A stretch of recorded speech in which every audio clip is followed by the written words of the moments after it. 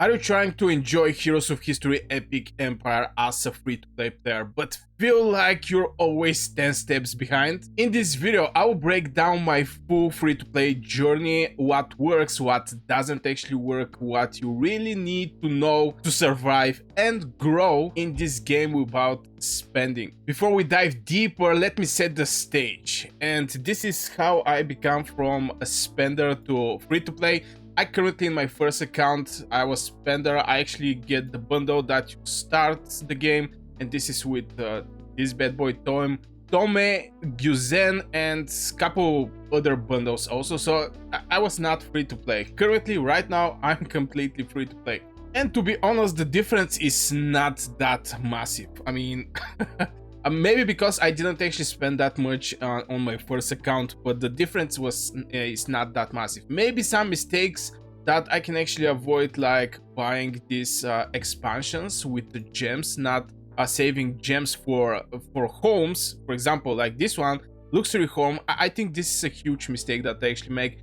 And the bad thing about this type of homes, to upgrade them, you actually need gems, so it's not a good investment. Especially at the beginning, but at the beginning you're going to struggle for workers. So yeah, I cannot say I spent that much, but the difference is not that bigger. I have Napoleon on my first account as a summoned hero, legendary one, and in same progress I also right now have Robin Hood. So from point of how many legendary heroes I get, I was having one legendary on my first account and I have one legendary on my free-to-play account. Before you think you're just unlucky, let me tell you how summoning really feels. And this is basically Hero Summons Dance of Antimatter that you can actually have. Now currently we have Achilles as a hero that you have 10 times chance up. And this 10 times chance up actually apply pretty good because there is just not many heroes. I was playing also other games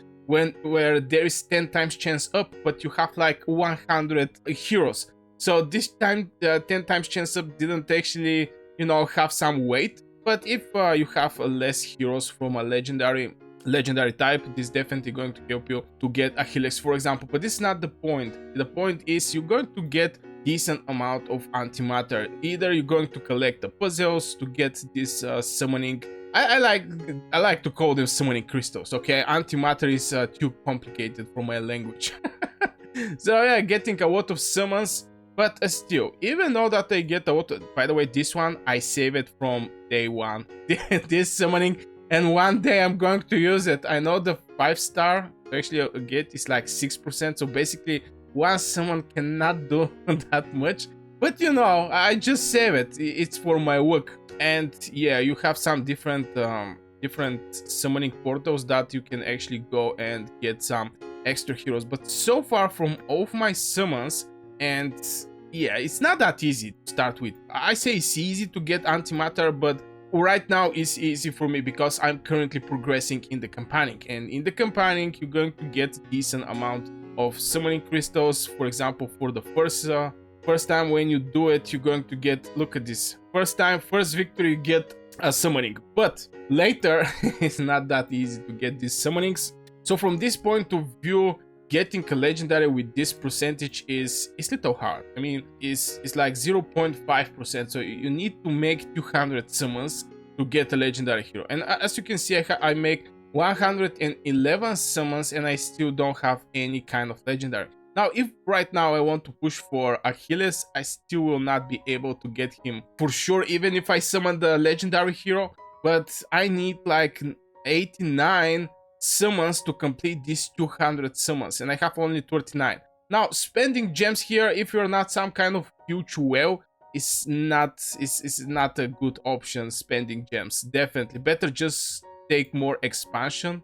Right now this one is 490 gems, which is a decent amount. So yeah, from point of summoning, I don't see huge changes because as a spender, I didn't actually buy any kind of bundles. For example, like this one. Here you have like 2 summoning crystals. And I didn't spend anything over the summons. I spent mostly for boosting the heroes I have. Or some kind of bundles that give me some extra resources. And so far I have only Robin Hood. And he was a huge success. Like what you hear so far, drop a like if you really helps push this free-to-play players.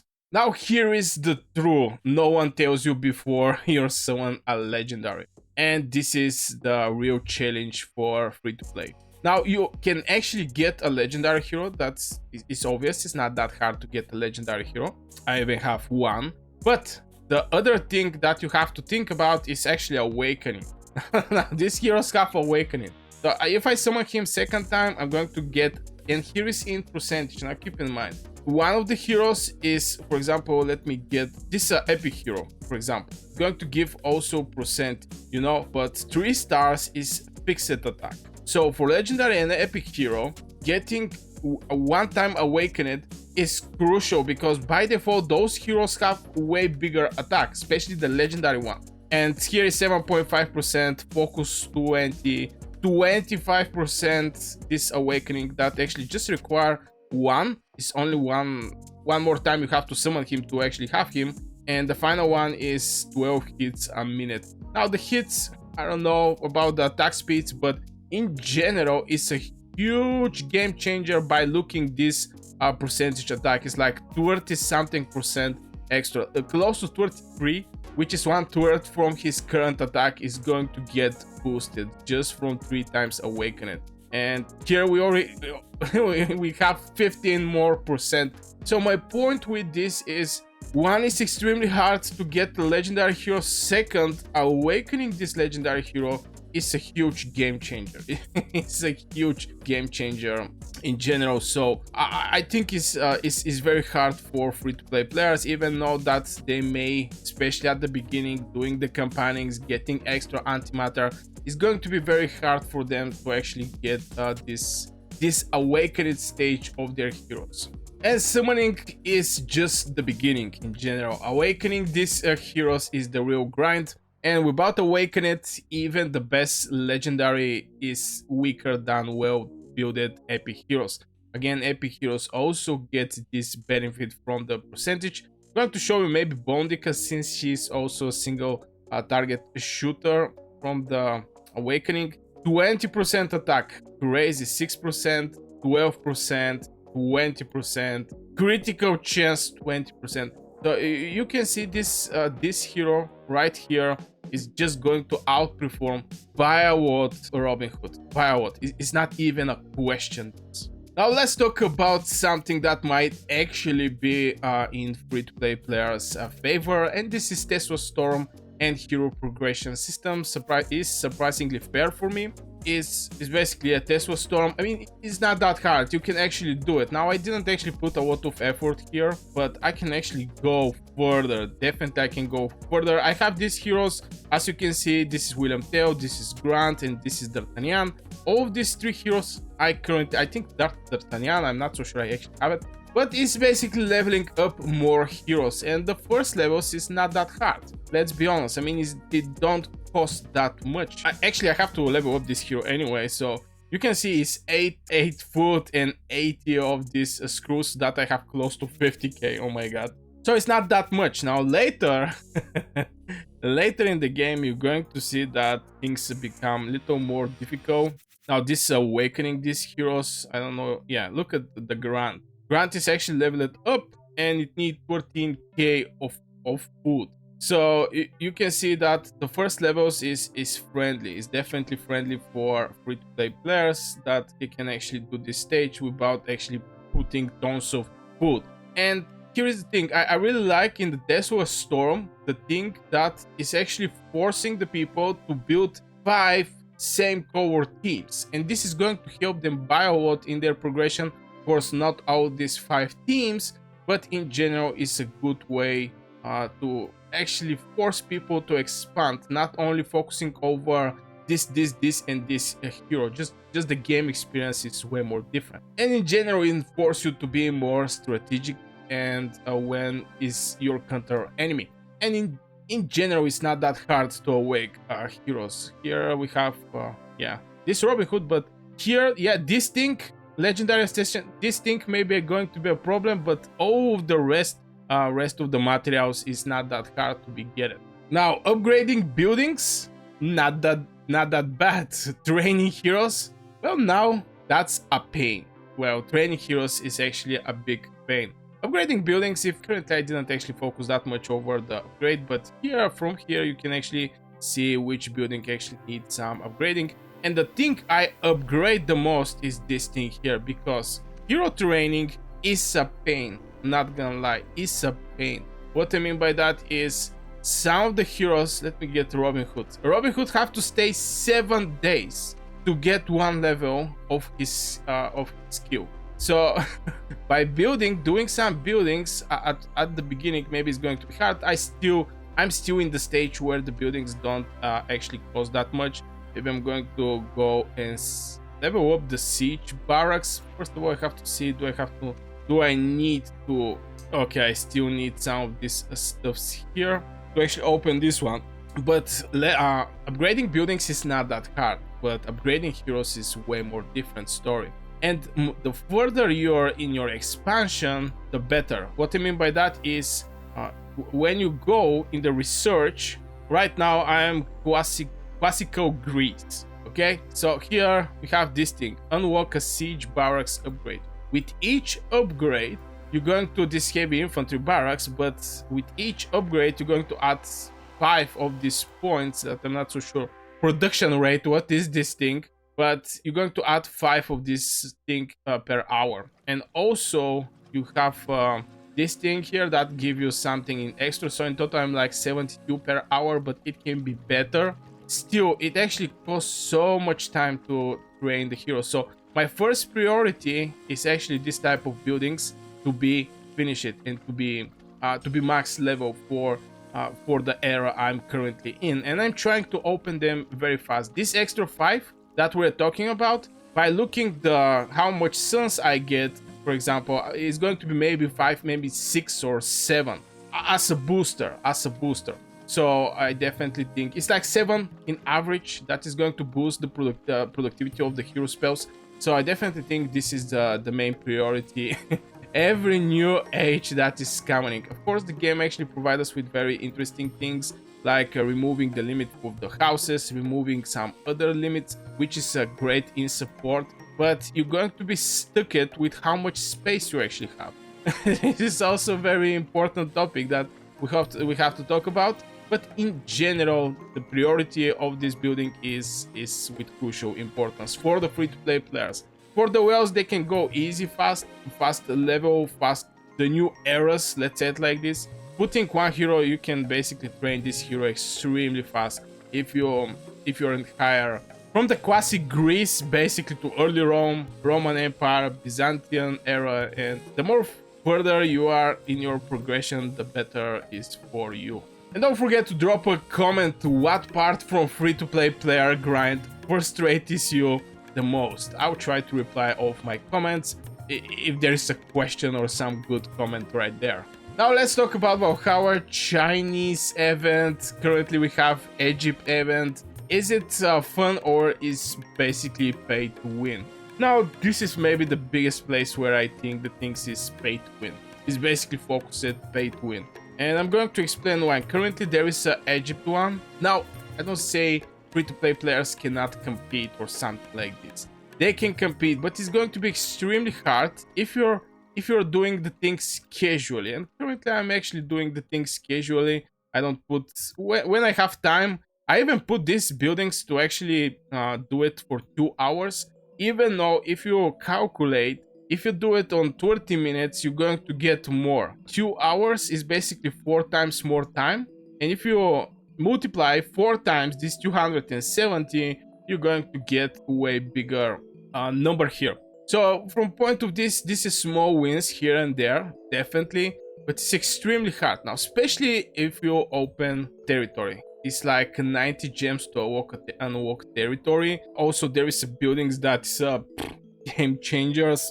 If I go for the buildings now, currently Oasis is actually giving like 700. This is also pretty big building that is going to you just buy with gems, you know. You just buy with gems, buy territory with gems, and you can put more homes, more workshops, and like this it's just impossible to compete. And the bad thing is cost is not that big to actually get it. Right now it's 90. Maybe it's going to increase with the time. The next one is maybe going to be 100. I have never buy any territory in this event, but if you have like some amount of gems and open some territory or buying these buildings, that it can also be a game changer. 700. Now if you look, this is 2 on 2, 4 on 4, right? This is 3 on 3, 5 on 1. Okay, let's check it out. This 3 on 3 is basically give you 400. This is 300 more and stuff like this, which definitely this type of events is extremely hard to compete against people who decide to actually spend on this event. And you have even boosters, building storage. When you go to sleep, you don't have this worry in yourself that this thing is going to get filled fast, because if you check it out, this is for 5 hours and 59 minutes, or let's say 6 hours. So if you expand double this, how much you're going to have here, if you sleep like 9 hours, you're going to get 3 hours more production of this, what is this, papyrus fields. So those boosts is also very good. Production SWATs. So when you go to sleep, you have this thing here where it's like 2 hours. I think the max is 2 hours. So if you put 3 here, it's going to be 6 hours. But you're going to have 3 additional SWATs, so it's going to be 9 hours. Or you can put 30 minutes, and every 1 hour and a half you have to check it out, this one. But if you have 3 additional SWATs, every 3 hours you have to actually check it out. So you're not going to, the chance to miss free time where your buildings is not producing nothing is bigger if you have to check these buildings in diapason of 2 times less time, every 1 hour and a half, and not like 3 hours. So there is many stuffs that, and this boost is not even costing that much. I think this is like $5 or maybe $6, I don't know, on the currency when you but in general, yeah, this is the way. Now, I don't say my strategy is the best one. Let's start from there. This is not the best one you can actually build. I think in the Discord of the game you can actually see pretty decent buildings there, and especially for the Egypt, because it's actually involved with this one. I have videos on my channel where I was competing in Chinese, in the Chinese event, and I end up in the top 5% with a lot of mistakes, by the way. I end up in the silver, and like 90% from the time I was on the gold. So you can compete, but you have to sit non-stop over your PC and waiting every second to save and click the next production, or gather the coins or the currency of the event, and immediately start some research, you know. So this is something like is too stressful in my opinion, but it's achievable. But if somebody decide to spend, it's close to impossible to actually compete against these people. It's only if they don't know what they're doing. This is the only way you can actually beat them, but it's not that complicated. Let's start from there. It's not that complicated. So ready for some good news for once? Let's talk about the free-to-play players Relics. Now this is something that, you know, I was having some period where I was AFK. I didn't play that much, and that was a decent period. But you have also Relics, and I think this is pretty free-to-play player, just because you can get them basically for free. I don't know how many Relics I actually have. If I manage Relics, yeah, I get a new one. This one is also new that I still don't have put it anybody.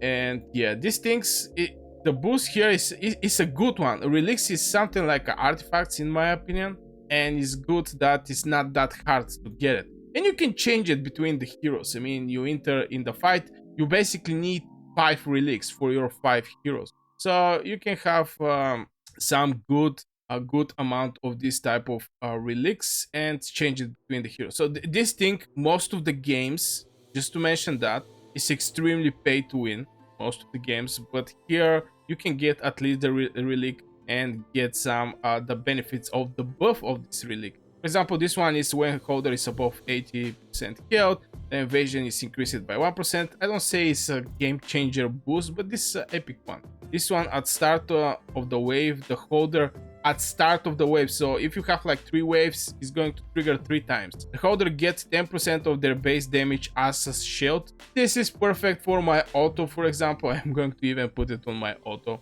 When the holder hit points drop below 35%, their defense is increased by 2%. So you can see, you know, this is a great booster. Relics, and it's not that hard to be get it. It's just not hard to be get it. Also, it's not hard to be collected. I have like 10k from this relic dust, so definitely at some point I have to spend it. And I actually boost and you need 5 relics in general. You basically need 5 relics for your 5 heroes on the battlefield. Now it's complicated every time to change it, especially in the, for example, in treasure hunt when you use other heroes. But yeah, in general, I think this is a pretty free to play, player oriented.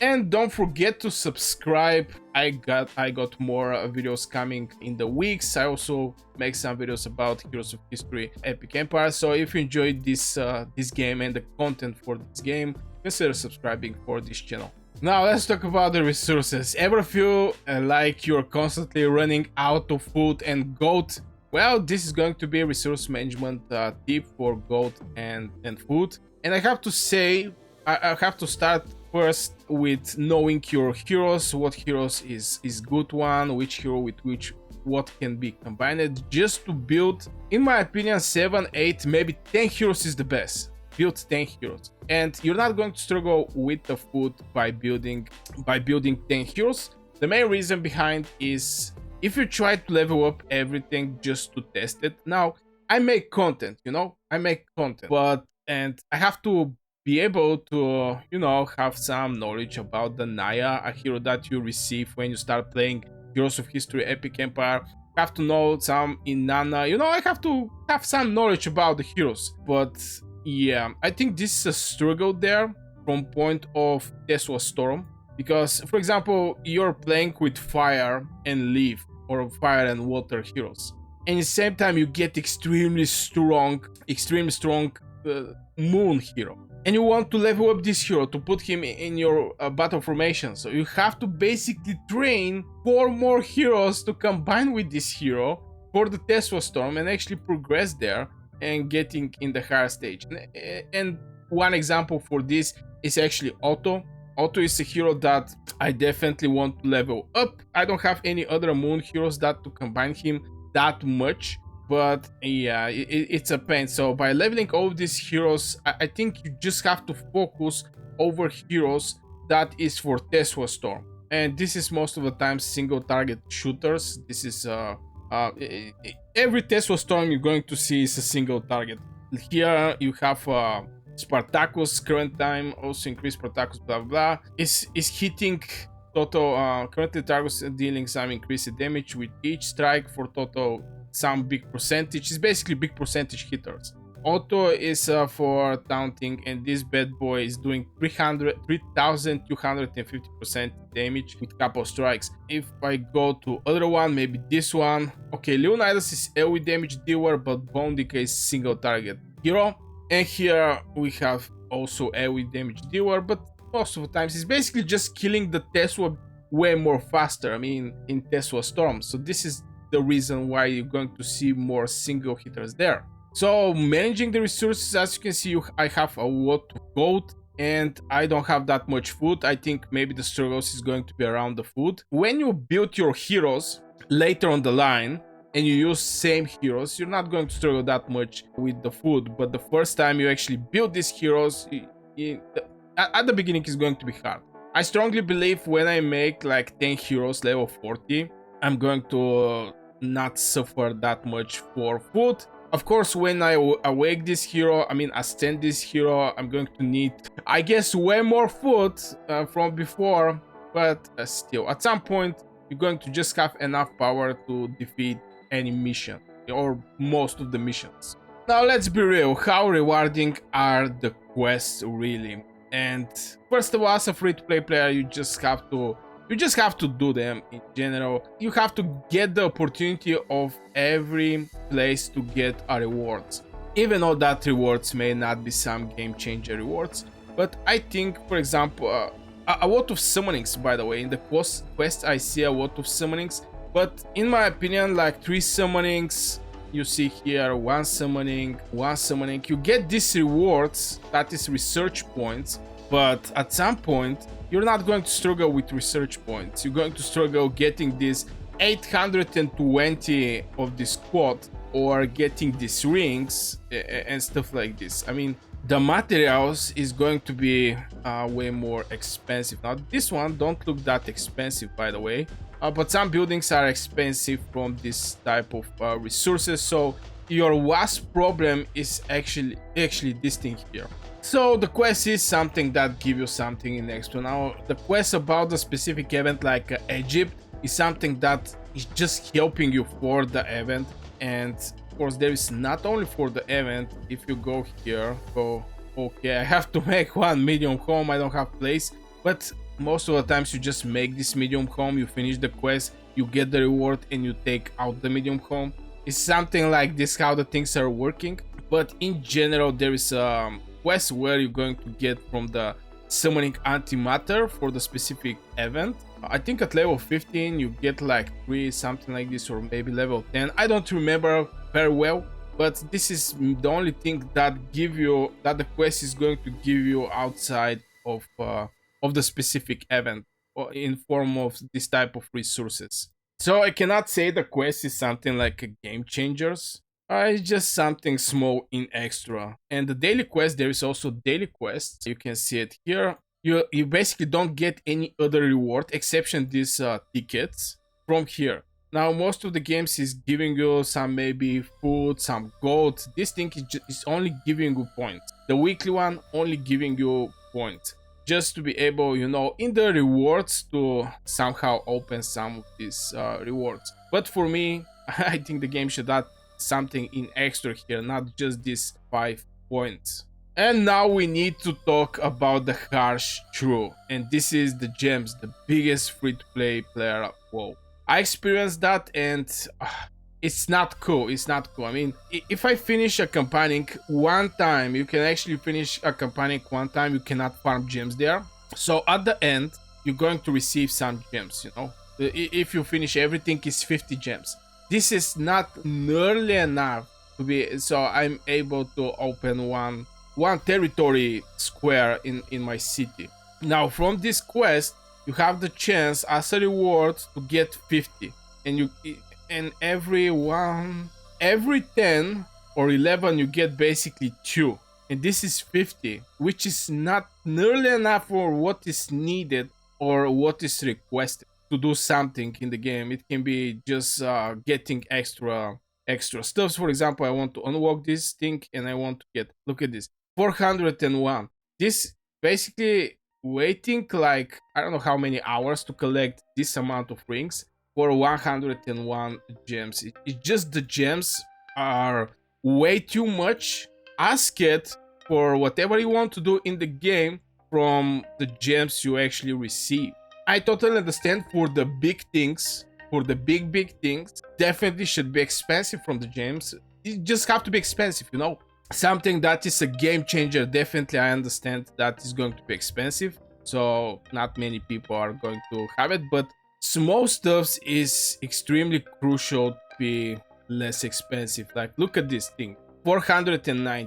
Maybe after 3 months I'm going to be able to open this this thing, or just go in the campaign, and when you finish the campaign you get 1. You know, the next campaign you also get 1, and there's a decent amount of campaigns, to be honest, that you can actually finish, and you may not actually need even to spend gems here, but it's extremely expensive from point of gems to build to build your castle or to cover something. It's just you get less gems, that you have to collect so much gems for something meaningless to help you into something meaningless, which is, I don't know. Let me know in the comments, guys. So this is my experience currently as a free-to-play player from the times I actually spent something in the game. I don't see that big difference, maybe because I didn't spend that much, but in general this is this is my overview, and I'm not going to talk about the prices.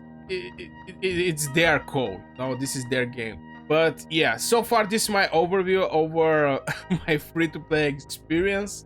Let me know in the comments what you think, guys. Don't forget to hit one like and subscribe for more Heroes of History Epic Empire content. And see you in the next video.